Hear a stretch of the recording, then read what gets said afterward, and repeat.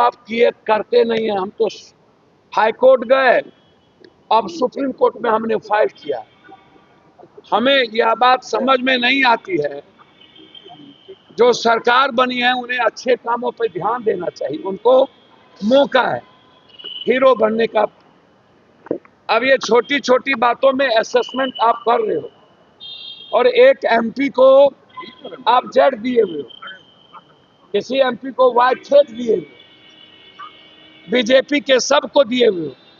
राबड़ी जी और Lalu ji ex chief minister है, और लंबे समय से बिहार में, देश में उन्होंने सामाजिक न्याय की लड़ाई लड़ा है। लालू सुरक्षा से क्या मतलब, घर से क्या मतलब, हमें इस बात का समझ में नहीं आता। चलेगा, और लोगों की सुरक्षा आप मूल्यांकन करिए, आप तेजस्वी जी का किए, कोई आपत्ति नहीं, अन्य लोगों का करिए, कोई दिक्कत नहीं। लालू जी और राबड़ी जी इस सुरक्षा का क्या मतलब है उसको हम नहीं समझ सकते। वो तो सरकार अपने तरीके से मूल्यांकन करती है, लेकिन सरकार को विकास पर, बिहार के लॉ एंड ऑर्डर पर, बिहार की घटनाओं पर, बच्चियों की सुरक्षा पर ध्यान देना चाहिए, ना कि कोचिंग के झगड़े में इंटरेस्ट लेके कोचिंग माफिया सबको और ताकत देना चाहिए। चलिए, पूरी तरह की फेल्योर सिस्टम की सरकार की है। सरकार लगातार जान रहा है कि अब 3-3 बार जल चुका है, आग लग चुका है बिहार में, तो कार्रवाई कब करिएगा? एफआईआर कब होगी? आप एफआईआर करिएगा ना।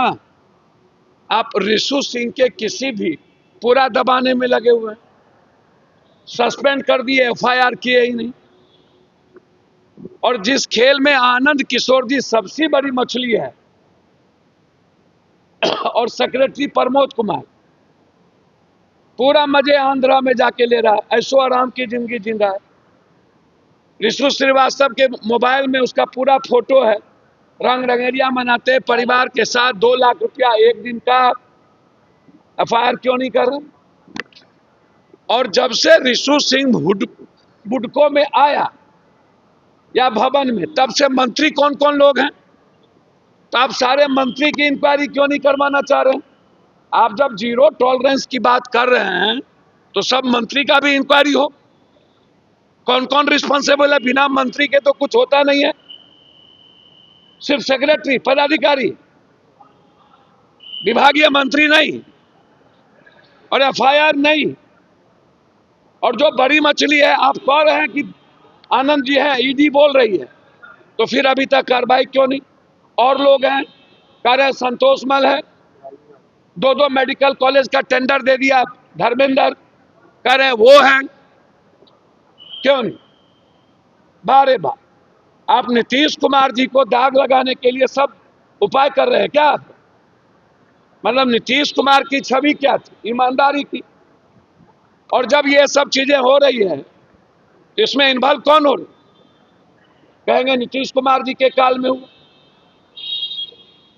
तो जो बात आप लगातार उठा रहे हैं, ये कोई कोचिंग का ही मामला नहीं है। कोचिंग है, प्राइवेट स्कूल है, प्राइवेट नर्सिंग होम है, और सब सरकार के संरक्षण में फल फूल रहा है। सरकार दोषी है। लालू जी और राबड़ी जी की सुरक्षा घटाई गई। सभी व्यवस्थाओं में, संस्थाओं में 10%, 20%, 30, 40% ऐसे व्यक्ति का प्रवेश हो चुका है जो हमेशा अच्छी संस्थाओं को बदनाम करने में लगे रहते। ये कोई नई चीज नहीं है। आप दिल्ली में भी बड़ी बड़ी घटनाओं को देखिएगा, कोटा में भी आप देखिए। प्रतिस्पर्धा होना कोई गुनाह नहीं है, दिक्कत नहीं है। दोनों टीचर शिक्षक हैं, एक ग्लोबल लेवल पर जिनका रेस्पेक्ट है, और एक निश्चित रूप से बिहार यूपी में, झारखंड में जिन्होंने बेहतर तरीके से 5-6 सालों के अंदर एक बेहतर ज्ञान को लोगों के बीच ले गए हैं, दोनों के ज्ञान पर कोई सवाल नहीं, दोनों के प्रतिस्पर्धा पर भी कोई सवाल नहीं, दोनों रेस्पेक्टेबल। लेकिन जिस तरीके से कुछ लोग मजे ले रहे हैं और दोनों ऊंची संस्थाएं का रेस्पेक्ट जो बड़े लेवल पर है, कुछ मीडिया घराना भी जिसमें लड़ाने का भरपूर प्रयास किया है, यूट्यूबर कुछ लोग, तो मैं समझता हूं कि क्रिमिनल के तरह दोनों शिक्षक को ट्रीट नहीं करना चाहिए। लॉ को मानना ही है। ना तो रोशन जी थे और ना ही खान कहीं गोली चलाने में खुद है। गार्ड ने गोली चलाई, वो गलत है। रोशन कहीं नहीं थे, उनको जेल भेज देना वो गलत है। और अब आप आर्म्स एक्ट का एफआईआर लॉन्च कर दिए। हम तो पहले ही कहते हैं, ये जो मेडिकल डॉक्टर हैं जो बड़ा बड़ा बाउंसर रखते हैं, या एजुकेशन में जिन तरीके से बाउंसर रखी जा रही है, ये क्या है? क्यों आप एक शिक्षक को, एक डॉक्टर को बाउंसर की क्या जरूरत पड़ जाती, जब कोचिंग बिल्कुल 1,500 रुपये के आम बच्चों को भी पढ़ाने की प्रवृत्ति है सभी में, तो फिर आपको बाउंसर की क्या जरूरत है? और इस मलजुद की क्या जरूरत है? और इस तरह के अहंकार, ये अहंकार का क्लैश। हम बड़ा तो हम बड़ा, पैसे का कोई बहुत बड़ा क्लैश नहीं है। पैसे का खेल तो coaching, medical education, private education. हम अभी जा रहे हैं जहां मुजफ्फरपुर, तो 6 लोग नहीं मरे, पूरे बिहार में जितने भी प्राइवेट नर्सिंग होम है, ये सबके सब बिहार गवर्नमेंट और भारत सरकार के रूल्स के विपरीत है। मेडिकल काउंसिल ऑफ इंडिया का रूल फॉलो नहीं करते हैं, बिहार सरकार के गाइडलाइन को फॉलो नहीं करते हैं। जिनको आईसीयू नहीं रहना है वो आईसीयू रखे हुए हैं।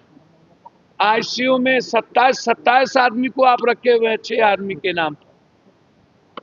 आप आम जनता को लूटते हैं। जिन्हें वेंटिलेटर की जरूरत नहीं है आप वेंटिलेटर देते हैं, जिन्हें आईसीयू की जरूरत नहीं है आप आईसीयू देते हैं। पूरे बिहार में चाहे बाईपास हो, पटना हो, सभी जिले में प्राइवेट नर्सिंग होम आतंक मचा के रखा हुआ है, लगभग 60 और 80% के बीच। इस संस्था की जांच हो। हम माननीय निशांत बाबू से आग्रह करेंगे कि पूरा बगैर किसी बिहार सरकार के रूल्स के कोई भी प्राइवेट नर्सिंग होम ना चले, उसी तरह कोई भी प्राइवेट कोचिंग ना चले। हम तो कह ही रहे हैं, ये जो कुकुर मुत्ते के तरह नर्सिंग होम बिना किसी ज्ञान के हर जगह आप कोचिंग खोल लिए हैं, प्राइवेट स्कूल खोल लिए हैं, और इस संचालन में सबसे बड़ी भूमिका किसकी है? सिविल सर्जन सबसे बड़ा दोषी है। पैसा लेकर के सिविल सर्जन सर्टिफिकेट दे देता है, पैसा लेके नर्सिंग होम खुलवाता है, और उस नर्सिंग होम और कोचिंग के साथ में जो थाना होते हैं वो उससे पैसा वसूलता है। थाना, प्रशासन, शासन, सभी लोग पटना में जितनी प्राइवेट कोचिंग है, क्या ये पता नहीं है? पंजीकरण बहुत लोगों का नहीं है, अवैध हैं सभी लोग, मीडिया ट्रायल है। हम तो पहले भी कहे हुए हैं कि ये जो सेटर है, क्वेश्चन आउट होता है, इसमें भारत के सबसे बड़े कोचिंग माफिया का सेटिंग होता है। सारा कोचिंग बिना एक्ट के चलता है। मैं तो यही कहूंगा ना कि इसमें आप किसी व्यक्ति विशेष को डायरेक्ट दोष